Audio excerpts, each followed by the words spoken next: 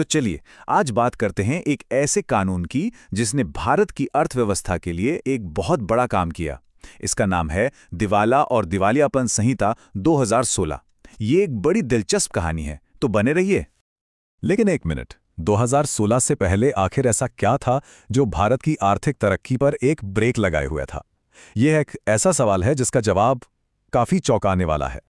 देखिए, समस्या की जड़ थी भारत का कानूनी मकड़जाल। मतलब कोई एक कानून नहीं, बल्कि कई कानूनों का एक ऐसा जाल था जो सालों से बस और उलझता जा रहा था। जरा सोचिए, एक ऐसी भूल भुलैया जिसका न कोई नक्शा है, न कोई बाहर निकलने का रास्ता।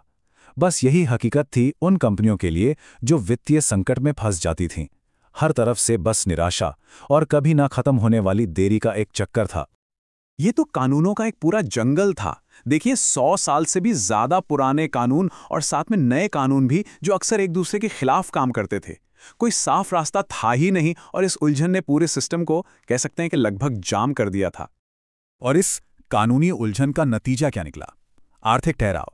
जो पैसा किसी भी अर्थव्यवस्था के लिए, समझ लीजिए, खून की तरह जरूरी है, वो बस सिस्टम में फंस कर रह गया था। 4.5 साल, 4.3 इयर्स। जी हाँ, एक मामले को सुलझाने में औसतन इतना ज्यादा समय लगता था। सोचकर देखिए, 4.5 साल तक अरबों रुपए सिर्फ कानूनी कागजों में फंसे रहते थे। ये वो पैसा था जो नई फैक्ट्रियां बना सकता था, लोगों को नौकरियां दे सकता था और देश को आगे बढ़ा सकता था। ये स्लाइड समस्या की जड़ को बिल्कुल साफ साफ दिखाती है। पुराने तरीके में कई कानून थे, कोई समय सीमा नहीं थी, और सबसे अजीब बात ये कि जिन लोगों ने कंपनी को डुबोया, कंट्रोल उन्हीं के हाथ में रहता था। नया लक्ष्य इन सभी चीजों को जड़ से बदलना था। तो इसी ठहराव को, इसी उलझन को तोड़ने के लिए साल 2016 में एक क्रांतिकारी समाधान सामने आया।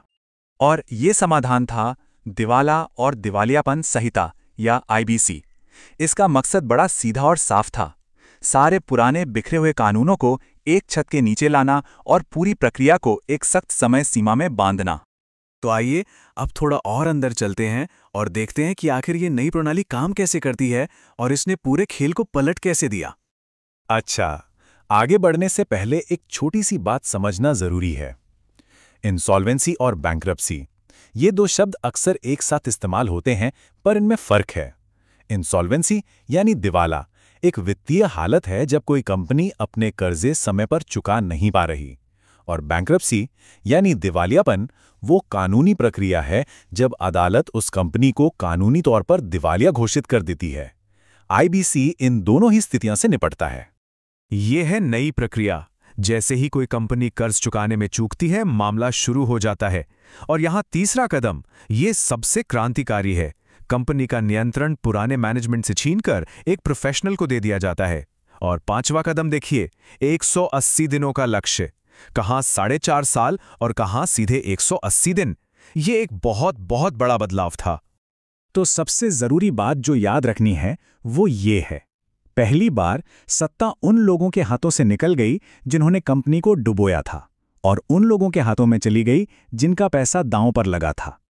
तो अब सवाल उठता है कि ठीक है, कानून तो बदल गया, पर इससे जमीन पर, हमारी अर्थव्यवस्था पर कितना बड़ा और असली असर पड़ा। चलिए देखते हैं।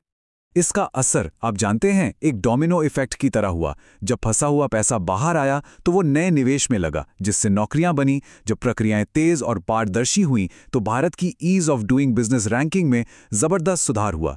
इससे एक मजबूत क्रेडिट कल्चर को बढ़ावा मिला और उद्यमियों को भी एक हिम्मत मिली कि अगर बिजनेस नहीं चला तो एक सम्मानजनक बाहर निकलने का रास्ता मौजूद है। कुल मिलाकर इसने घरेलू और वैश्विक दोनों तरह के निवेशकों का भरोसा बढ़ाया। और ये बात सिर्फ हम नहीं कह रहे हैं, दुनिया भर के बड़े बड़े आर्थिक विशेषज्ञ इसे 21वीं सदी के सबसे बड़े सुधारों में से एक मानते हैं। यह सच में एक गेम चेंजर रहा है। तो अंत में हम इस एक सवाल के साथ छोड़ जाते हैं, क्या यह मुमकिन है कि सिर्फ एक कानून किसी देश के व्यापार करने के तरीके को, वहां के लोगों के जोखिम लेने की क्षमता को और आर्थिक भविष्य को पूरी तरह से बदल सकता है? आईबीसी का अनुभव देखें तो जवाब शायद हाँ में है।